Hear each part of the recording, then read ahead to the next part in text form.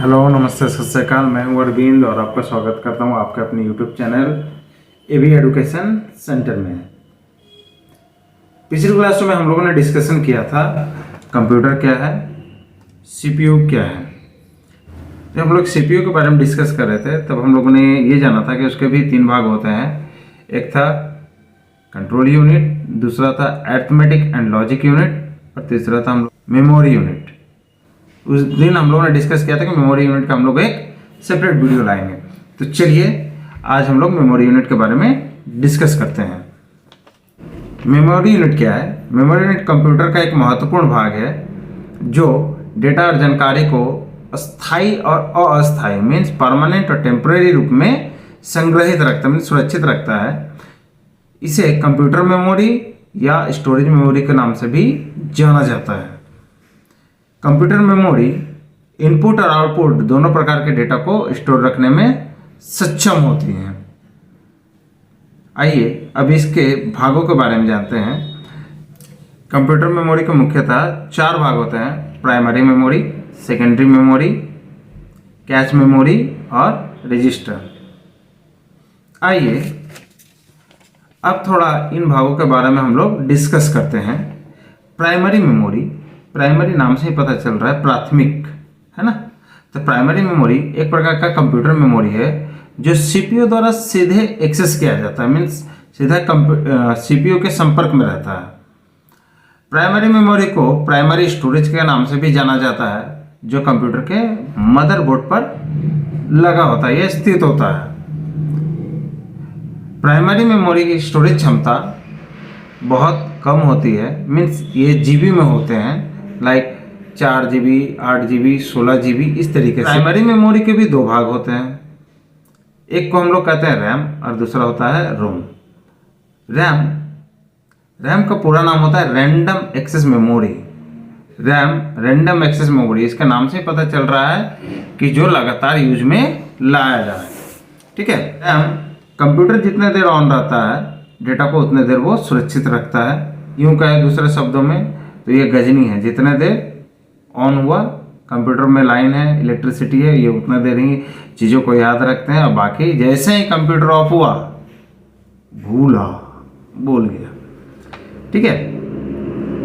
इसके इस नेचर की वजह से मीन्स इस भूलने की बीमारी से इसका दूसरा नाम वोलाटाइल मेमोरी भी कहा जाता है। तो याद रखिएगा कि कंप्यूटर का वोलाटाइल मेमोरी कौन है? रैम है, यानी रैंडम एक्सेस मेमोरी होता है। रैम को सिस्टम मेमोरी और रीड राइट मेमोरी के नाम से भी जाना जाता है, क्योंकि इसमें लिखा भी जा सकता है और इरेज भी किया जा सकता है। रैम के भी 2 भाग होते हैं। एक को हम लोग कहते हैं S RAM, static random access memory, और दूसरा होता है D RAM, dynamic random access memory. अब बारी है प्राइमरी मेमोरी के दूसरे भाग यानी रोम के बारे में जानने की। तो रोम का पूरा नाम है read only memory. Read only memory जिस तरीका से प्राइमरी मेमोरी है, रैम क्या होता है, कंप्यूटर ऑफ होने के बाद वो भूल जाता है, बट इसके साथ वैसा नहीं है। ये चीज़ों को याद रखता है मरते दम तक, मीन्स कंप्यूटर ऑन रहे या ऑफ रहे ये चीज़ को याद रखता है। इसमें पहले से ही बाय डिफ़ॉल्ट कुछ चीज़ें लिखे होते हैं, जैसे आप कंप्यूटर ऑन होने पर देखते होंगे कुछ चीज़ें जो कंप्यूटर में डिस्प्ले होते हैं रोम में ही वो फिट किया हुआ होता है। और ये एक नॉन वोलाटाइल है, मीन्स ये कभी बोलता ही नहीं है भैया कंप्यूटर ऑन रहे ऑफ रहे, आप 10 दिन बाद भी कंप्यूटर ऑन कीजिएगा वो वही चीज़ को दिखाएगा, क्योंकि उसको उसी लिए डिजाइन किया जाता है। उसमें पहले से ही कुछ चीज़ें बाय डिफॉल्ट लिखे होते हैं, इसलिए इसको सिर्फ रीड ऑनली कहा जाता है। राइट 3 प्रकार के होते हैं: पी रोम, पी रोम और पी रोम। ठीक है। आशा रखता हूं कि आप प्राइमरी मेमोरी के बारे में समझ गए हैं। ये सीधे सीपीयू के साथ जुड़ा होता है और सीपीयू का काम करने में मदद करता है। प्राइमरी मेमोरी का स्पीड बहुत ही तेज होता है और ये सेकेंडरी मेमोरी से कॉस्टली होता है। क्यों कॉस्टली होता है? क्योंकि ये इसमें वो क्षमता है कि ये अपने आप को इरेज करके फिर से अपने आप को रिबूट कर लेता है। मीन्स जब आप कंप्यूटर फिर ऑन करेंगे तो ये फुल्ली फ्रेश होकर ये न्यू हो जाते हैं। ठीक है। आइए अब सेकेंडरी मेमोरी के बारे में जानते हैं कि सेकेंडरी मेमोरी क्या है।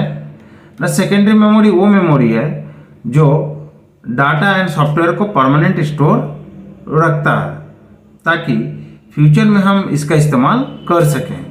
प्राइमरी मेमोरी की तुलना में सेकेंडरी मेमोरी का स्टोरेज क्षमता बहुत अधिक होता है। जहां वो 16 GB, 32 GB, 64 GB तक होता है, ये 100, 200, यहाँ तक 1 TB तक भी होते हैं और ये उससे भी ज़्यादा होता है। वीडियो, सॉफ्टवेयर, फाइल्स, ये सभी जो बड़े बड़े फाइल्स होते हैं ये सेकेंडरी मेमोरी में ही रखा जाता है। यह सीधा CPU से कनेक्ट तो नहीं होता है, बट कंप्यूटर के ऑन होने से लेकर के कार्य करने तक इसका अहम भूमिका होता है, जिसे हम इसके नेक्स्ट वीडियो यानी सॉफ्टवेयर के बारे में जब जानेंगे तो हम लोग इस चीज़ को जानेंगे कि सेकेंडरी मेमोरी क्या अहम भूमिका निभाता है कंप्यूटर के ऑन होने से लेकर के ऑफ होने तक। सेकेंडरी मेमोरी का कॉस्ट प्राइमरी मेमोरी से कम होता है और यह नॉन वॉलेटाइल होता है। नॉन वॉलेटाइल मीन्स ये कभी भूलता नहीं है। आप एक बार इसमें जो स्टोरेज कर दिए, सुरक्षित रख दिए, उसको रखेगा। ये करप्ट हो सकता है, ठीक है, और जब तक आप उस चीज़ को डिलीट नहीं करेंगे ये तब तक उस चीज़ को सुरक्षित रखता है। सेकेंडरी मेमोरी बहुत तरह का होते हैं, जैसे HDD hard disk drive, SSD solid state drive, flash drive, DVD, CD और भी। जिस तरीके से प्राइमरी मेमोरी का स्टोरेज कैपेसिटी कम होता है लेकिन उसका स्पीड बहुत तेज होता है, लेकिन सेकेंडरी मेमोरी का स्टोरेज कैपेसिटी अधिक है और ये प्राइमरी मेमोरी की तुलना में स्लो होता है। ठीक है, चलिए अब आगे बढ़ते हैं और जानते हैं हमारे तीसरा भाग कैश मेमोरी के बारे में। कैश मेमोरी एक बहुत ही तेज गति से काम करने वाला मेमोरी है जिसका इस्तेमाल CPU का स्पीड तथा परफॉर्मेंस को बढ़ाने के लिए किया जाता है। इसको CPU द्वारा लगातार उपयोग किया जाता है। कैश मेमोरी को कोई दूसरा डिवाइस एक्सेस नहीं कर सकता। यदि CPU को कोई भी कार्य करने के लिए किसी भी चीज़ की दरकार पड़ता है तो वो पहले कैश मेमोरी में ही देखता है कि क्या यहाँ है। अगर नहीं मिला तो फिर ये किसी और जगह पर जाता है, मीन्स किसी और मेमोरी में जाता है। कैश मेमोरी के भी 3 भाग होते हैं, L1 कैश, L2 कैश और L3 कैश। इनका साइज प्राइमरी मेमोरी और सेकेंडरी मेमोरी से कुछ छोटा होता है, प्राइमरी मेमोरी से भी अधिक कॉस्टली होता है। अब चलिए आगे बढ़ते हैं और हम लोग जानते हैं अब रजिस्टर के बारे में।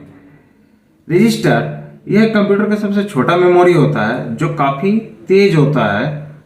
रजिस्टर का प्रयोग CPU द्वारा बहुत सारे कार्यों में पूरा करने के लिए किया जाता है। यह मेमोरी टेम्पोररी डाटा और निर्देशों को स्टोर करती है जिन निर्देशों का उपयोग तुरंत किसी कार्य के लिए किया जाना है। कंप्यूटर का स्पीड उसमें स्थित रजिस्टर के ऊपर डिपेंड करता है। कंप्यूटर में जितना ज़्यादा रजिस्टर होंगे उतना ही उसका स्पीड होगा। रजिस्टर कई प्रकार के होते हैं, बहुत सारे रजिस्टर होते हैं और उसके कई प्रकार होते हैं। जैसे एक होता है data register, program counter, instructor register, accumulator, address register और IRO रजिस्टर। आशा करते हैं कि आप मेमोरी के बारे में अच्छे से समझ गए होंगे।